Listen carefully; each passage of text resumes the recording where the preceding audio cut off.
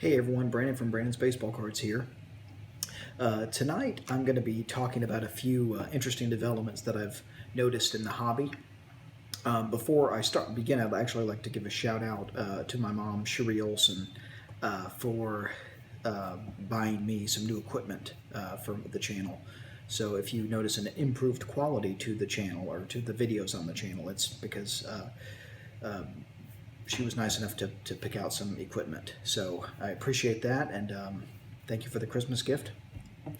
Now, getting to some interesting developments in the hobby. I'm not sure if any of you have seen some of the auction results as of late, but it was reported in Sports Collectors Digest that an 8.5 52 Topps Mantle rookie, an 8.5, okay, so near mint to mint plus, sold for $765,000 at Heritage Auctions. $765,000. And I just thought this was very, very interesting. Not only, of course, the vast sum of money that this card sold for, but also the fact that a 9 in an auction last year went for well over $2 million. So it's just amazing to me sometimes how a half-grade difference, such a negligible difference in the quality of a card, can mean how much money that can mean, right? Just absolutely staggering to me. The difference between an 8.5 and a 9. While browsing through the new issue of Sports Collectors Digest, they actually have an article where they discuss a lot of different sports card podcasts. And I read a lot about the different sports card podcasts that are out there, but it occurred to me that maybe Sports Collectors Digest could actually do an article on YouTube channels and on the sports card YouTube community more broadly. I thought this may be something maybe to email the editor about, and maybe they would consider doing kind of an expose on what we do here, because it is related to podcasts in many respects. There's a lot in common with podcasts, so maybe it's something worth considering. I don't know, just a thought. But tonight, the rest of this video, I'm actually going to be breaking some vintage wax. I got this 81 Topps wax pack that I'm going to be breaking. And if you'll notice, actually, I don't know how well you could see, but this is a beat up pack, which is one reason why I'm comfortable opening it. It's because this is not a pack that would grade well at all. And it's also 81, right? So it's not the most expensive. And I'm also going to be opening an 83 Topps baseball rack pack. Now, this is another pack, again, I have no qualms about opening, not only because there are still enough 83 Topps packs to go around, but because the centering on the top card here it's horribly cut, right? And then if you turn it over and look at the back card is also horribly cut. So this isn't really a desirable pack to keep for my collection. As some of you know, if you've watched my channel, I do have a rack pack collection. But I thought this would be a nice, fun break. And let's go ahead and get going. We're going to start with the 81 Topps wax pack. Now, in this pack, we're looking for Kirk Gibson, Fernando Valenzuela, Tim Raines, some of the biggest rookies, including also now Harold Baines, the new Hall of Famer as of last year. So there's 4 key rookies in this set. Again, this isn't the most desirable set out there, right? It's not the most valuable set out there, but you can get these packs for still relatively cheap. So this will be a fun little break, but let's go ahead and open this pack and see what we get.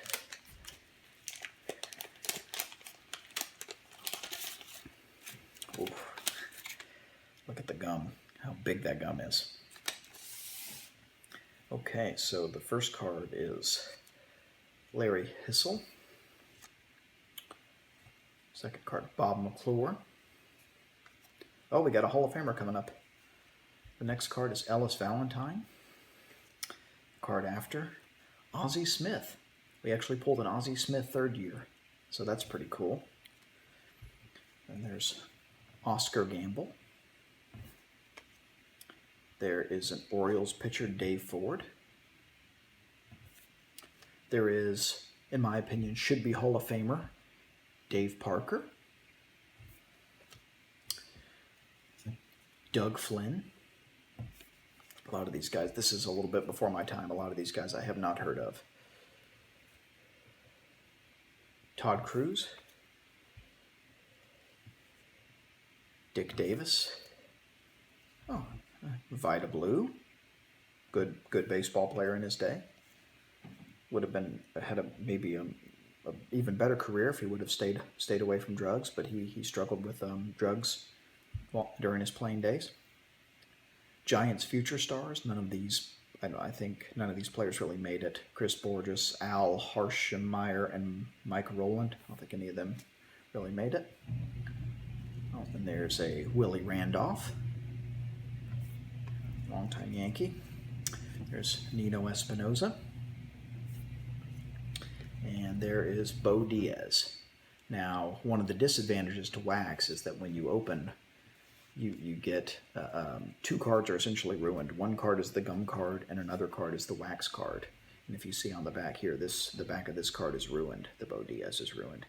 Right, so it can be very unfortunate if you get a Hall of Famer or a rookie card that you're looking for, and it happens to be the gum card or the wax card. But we did manage to get a Ozzie Smith, which is very cool. So I'm happy with that. That's nice. And so now we're going to do this 83 Topps rack pack. Now this is a year that's loaded with good rookies. You have, of course, the Tony Gwynn rookie. You have the Wade Boggs rookie. You have the Ryan Sandberg rookie. You also have kind of the next tier down. You have the Willie McGee, and you also have the Frank Viola rookies. So there's quite a few in here. Now, because this is a rack pack, we have to be careful, right? So I'm going to carefully open this, and we'll see what we get out of here. But this is one of my favorite years from the 80s. I absolutely love 83 Topps. Not only because it's loaded with rookies, but the design on it is just such a classic retro design with the two images of the player. And again, there's no reason not to open this pack when you look at how poor the centering is on these top cards. There's no star card showing, and the centering is so bad that I don't feel bad opening these. Again, I think anything 81 Topps on is fair game to open for now, right? 80 and earlier, we really need to try to preserve, but that's a tangent. But if you've seen my channel, you know how I feel about that. The miscut card is John Curtis. A very, very sharp common. It's Dave Smith. Oh, nice. Two Hall of Famers on the same card. 82 stolen bases leaders. Tim Raines and Rickey Henderson. The next card, Moose Haas. Okay, the next card, Vicente Romo. Wow, this is a really bad pack. This is the centering on this. This is a Darrell Johnson, Texas Rangers manager's card that is horribly miscut. There is Jim Gott. There's a 1982 record breaker, Lance Parrish. Oh, we got a Hall of Famer in this pack. We have a Tom Terrific, Tom Seaver. It goes to show, even when you pull cards out of the pack, it's not a sure thing. You can see here that there's a pretty serious ding in the corner here. Hopefully you can see that. But this is that's not a card we could get graded because of that. Just because it comes out of a pack doesn't mean that you're going to get a lot of gradable items necessarily. The next player is Jeff Leyte. I think is how you pronounce that. Ron Reed. Dave Roberts. Brian Clark. Again, terrible cuts on these cards. Very, very miscut. I don't know how well you can see that, but that's the back of the card. It's just awful. John Candelaria. And again, it's better to have a common that's miscut than to get a key rookie card and have it be miscut. Okay, Steve Carlton, Lamar Hoyt, Victory Leaders, 1982. Tom Burmayer, Ed Lynch, and the last card on the back, also horribly miscut, Jim Morrison. You can see on the back there, just a pack I'm fine opening because just absolutely hideous, the cut on that. So that first pack was a bit of a bust. So let's go ahead and get the second section of the rack pack, and let's see what we get. I would be happy with any of the rookie cards, or of course Nolan Ryan. There's Nolan Ryan in here. There's some good players. There's a Cal Ripken Jr. second-year card. Dave Dravecky, whose career unfortunately ended early because of cancer. There's Pete Rose. Should be Hall of Famer in my opinion. As a Reds fan, I think Pete Rose should be in the Hall of Fame. Tito Landrum. Fred Stanley. Oh, we got a Hall of Famer here. Mike Schmidt. Kevin Hickey. Larry Boa. George Wright. Oh, we got another Hall of Famer in this pack. There's Rickey Henderson. And again, the same corner wear in the same spot. I'm not sure how well that shows, but just because you're getting a card out of a pack doesn't mean you're going to get a great grade, or that you're going to get cards that are gradable. Craig Nettles was an outstanding infielder for the New York Yankees. Mike Vail. Dan Spillner. This pack is also a bust. Scott Thompson. Just horribly centered. Dinged up corners. Manny Trillo. Oh, there's Whitey Herzog. All of these cards have dinged up corners, by the way. There's Dan Mayer, I think is how you pronounce that. There is Steve Carlton, Super Vet, and Dave McKay. So another pack that is a bust, pretty much. Hopefully our last section of the rack pack will be a little bit better for us. Let's see. It's hard to tell sometimes. You get a couple of packs and you want to open them and see what's inside, but sometimes it really you get burned with the condition, even fresh out of a pack. Okay, the first card is Leon Durham. Next card is Willie Aikens. The next card is Dave Bergman. Lonnie Smith. Randy Jones.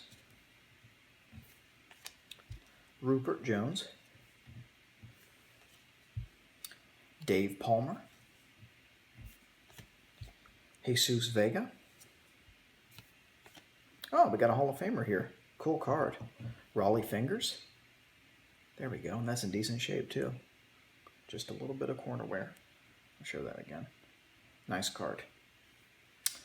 Jimmy Smith. Scott McGregor. Oh, another, well, a should-be Hall of Famer in many people's books. Lou Whitaker. That's nice. Terry Forster. Wow. I got another Bo Diaz. I got a Bo Diaz in the 81 Topps pack, and I got a Bo Diaz in this 83 rack. There's Luis Aponte, I think is how you pronounce that name. There's Warren Cromartie.